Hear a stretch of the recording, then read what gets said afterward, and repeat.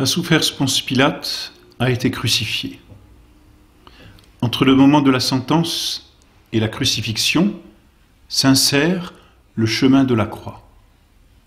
Notre Seigneur part donc pour son chemin de croix, portant sa croix, comme nous l'avons vu, c'est-à-dire portant son patibulum, portant cette partie verticale de la croix. Le cortège s'élance. Les évangiles sont extrêmement discrets sur ce chemin de croix. Ils notent deux choses. Les synoptiques, c'est-à-dire Saint Matthieu, Saint Marc et Saint Luc, notent tous que Simon de Cyrène a été réquisitionné pour aider notre Seigneur. Et puis Saint Luc ajoute cet autre fait des femmes pieuses que notre Seigneur rencontre et qu'il console. Ce sont les deux seules choses qui sont mentionnées dans l'Évangile. Simon de Cyrène et les femmes pieuses. Et pourtant la tradition nous rapporte d'autres événements. Et la tradition n'est pas négligeable, car elle fait partie des sources de la révélation. Donc ce que nous dit la tradition est un enseignement que nous devons tenir. Et cette tradition, nous la retrouvons dans la pratique pieuse du chemin de croix que nous faisons dans nos églises, et tout particulièrement le vendredi saint. Le chemin de croix est composé des 14 stations, depuis la condamnation de notre Seigneur par Pilate jusqu'à la mise au tombeau. Donc de cette première station à cette 14e station se trouvent ces deux événements de l'Évangile, et la tradition a jugé bon de maintenir les autres événements que nous allons voir. Tout d'abord, notre Seigneur donc prend sa croix et puis s'avance dans la ville, et s'avance lentement, difficilement, il est épuisé. C'est ce qui va occasionner une première chute. Notre Seigneur tombe une première fois sous le poids de la croix. Alors ces chutes sont impressionnantes parce que notre Seigneur tombe épuisé au sol, comme il porte sa croix ou qu'il y est probablement attaché par des chaînes difficiles de se retenir avec les mains. Donc sa tête doit heurter le sol, très certainement. En même temps, notre Seigneur est très probablement attaché par des liens aux gardes qui sont autour. Et c'est l'occasion pour eux de le maltraiter à nouveau, soit pour essayer de le relever, soit même pour le flageller encore. Et puis l'encourager à avancer, si l'on peut parler d'encouragement. Donc la première chute de notre Seigneur.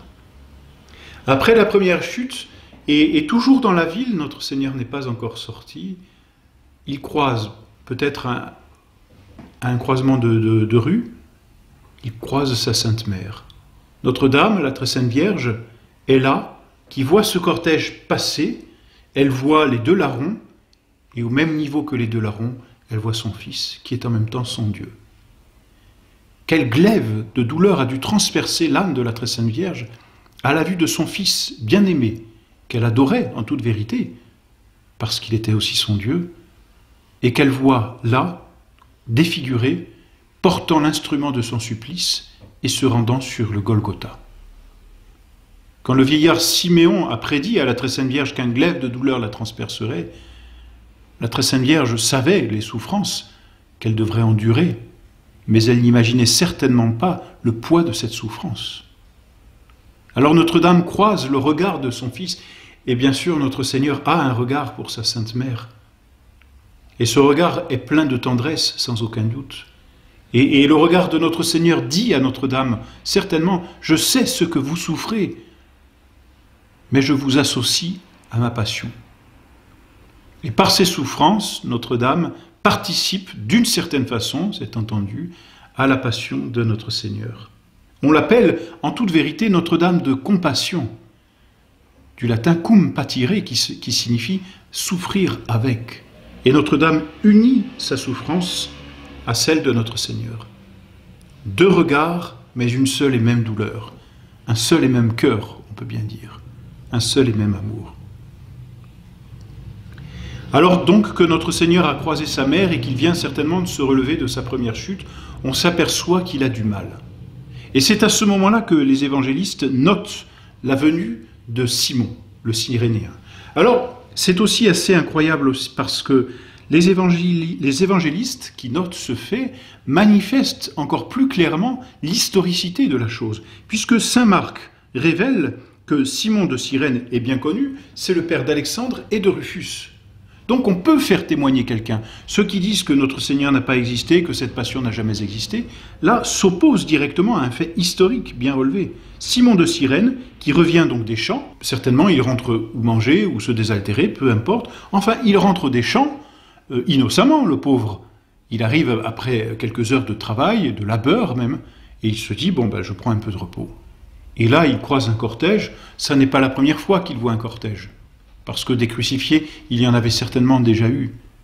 Mais là, cette fois, chose tout à fait inaccoutumée, on demande à Simon d'aider ce malfaiteur à porter sa croix. Et donc Simon, très certainement par crainte, quand il y a toute une cohorte autour de notre Seigneur qui vous demande un service, on n'ose pas s'opposer à une cohorte entière. Alors, probablement par crainte, peut-être aussi de bonne volonté, peu importe, l'évangile ne nous dit rien, mais en tout cas, Simon obéit. Il porte la croix avec notre Seigneur. Il aide notre Seigneur à porter sa croix. Et c'est absolument merveilleux ce fait. Notre Seigneur est venu porter nos péchés. Voilà pourquoi il y a un homme qui a porté la croix, parce que cette croix, qui est le salaire du péché, c'est le salaire de nos péchés. Donc nous devons participer, nous aussi, à la croix de notre Seigneur. Et donc notre Seigneur, en faisant participer Simon, le Cyrénéen, encourage et engage tous les hommes à participer, c'est-à-dire à porter leur croix. Que celui qui veut être mon disciple, qu'il se renonce, qu'il prenne sa croix et qu'il me suive.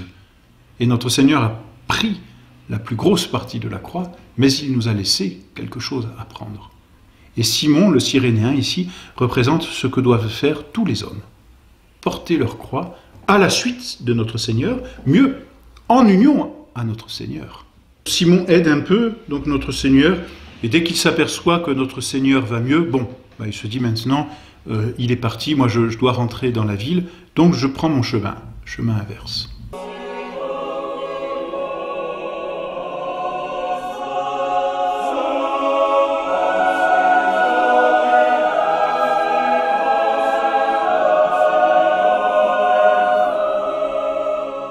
Et c'est à ce moment-là, ou un tout petit peu plus tard, qu'une femme, sur le bord de la rue, qui, entre deux soldats, aperçoit notre Seigneur défiguré, exsangue, faible, pâle, livide, et se demandant si vraiment il arrivera à aller jusqu'au bout, prise de pitié, ose braver cette soldatesque, passe entre deux soldats romains, et va jusqu'à notre Seigneur, prend son voile, et avec son voile essuie la face de notre Seigneur.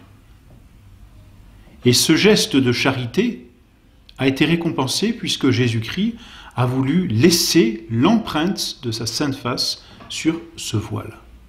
Cette femme s'appelle Véronique, Sainte Véronique, c'est ainsi qu'on l'appelle, et cela vient du grec « vera icône » qui signifie « véritable, vraie image ».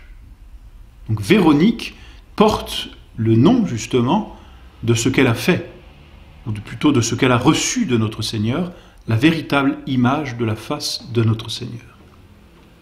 Notre Seigneur récompense tous les plus petits actes de charité, et il l'avait dit lui-même dans l'Évangile. Et là, cette femme, qui n'a pas eu de respect humain, a été récompensée de sa charité. Malgré l'aide de Simon le Cyrénéen, malgré le soulagement qu'a pu apporter cette femme à notre Seigneur, eh bien, la croix est lourde, et puis il y a tellement d'heures que notre Seigneur souffre qu'il tombe une deuxième fois. C'est la deuxième chute de notre Seigneur. Et là, tout comme la première chute, notre Seigneur a dû être certainement molesté, maltraité. Il fallait qu'il se relève, il fallait qu'il continue et qu'il aille jusqu'au bout. Et les Juifs ne voulaient absolument pas qu'il meure avant. Il fallait qu'il mourût crucifié. Alors notre Seigneur se relève péniblement, nous montrant l'exemple de la persévérance et continue son calvaire. Quitte la ville, passe la porte de la ville, et puis là se retrouve sur un chemin peut-être un peu pierreux et la montée difficile qui va vers le calvaire. Et c'est là, avant ou après la porte, je ne sais pas. L'Évangile ne dit rien. En tout cas, le fait nous est quand même rapporté par saint Luc. C'est à ce moment-là que notre Seigneur croise ces femmes qui pleurent. Et il était interdit d'avoir pitié des malfaiteurs. Donc il était interdit de pleurer sur un condamné. Et là, ces femmes n'ont pas peur, si l'on peut dire, de pleurer. Et elles pleurent et se lamentent sur le sort de notre Seigneur. Et la chose admirable, notre Seigneur ne pense plus à lui, il pense à ces femmes. Et il console les filles de Jérusalem. C'est la citation suivante dans notre chemin de croix. Notre Seigneur est plein de compassion. Il souffre, c'est vrai, mais il souffre pour nous soulager de notre misère qu'est le péché. Et ce soulagement, il le manifeste d'une façon toute particulière ici, en consolant les filles de Jérusalem. Ne pleurez pas sur moi, mais pleurez plutôt sur vous et sur vos enfants. Et l'on peut entendre par enfant le péché. Car il viendra des jours, dit notre Seigneur, où l'on dira « Bienheureuses celles qui sont stériles et bienheureuses celles qui n'ont pas engendré. » Et on dira aux montagnes « Tombez sur nous » et aux collines « Recouvrez-nous. » Car si l'on traite ainsi le bois vert, qu'en sera-t-il du bois sec? Le bois vert, c'est lui-même. Le bois sec, c'est ce bois qui brûle facilement. Et notre Seigneur fait ici allusion par le bois vert à son innocence et au bois sec par l'âme pécheresse. Et il dit, si moi on m'a traité comme ça, comment sera traité le pécheur? Et là, il y a une allusion aux fins dernières. Et notre Seigneur manifeste la gravité et l'horreur du péché. Voilà donc comment notre Seigneur console les saintes femmes, les femmes de Jérusalem. Et puis, voilà, il quitte la ville et puis remonte très légèrement. Il reste peu de chemin à faire, mais c'est difficile parce que cela monte, justement. Et vers le Golgotha, et notre Seigneur tombe une troisième fois. Il n'est pas très loin. Il n'est plus très loin du lieu du supplice. Alors, on le traîne certainement. Oh, il se relève aussi, mais c'est difficile, il peine. Alors on le tire probablement. Et on en profite encore pour le molester. Et après avoir chuté cette troisième fois, notre Seigneur se dirige, il lui reste quelques pas à faire vers le lieu de son supplice.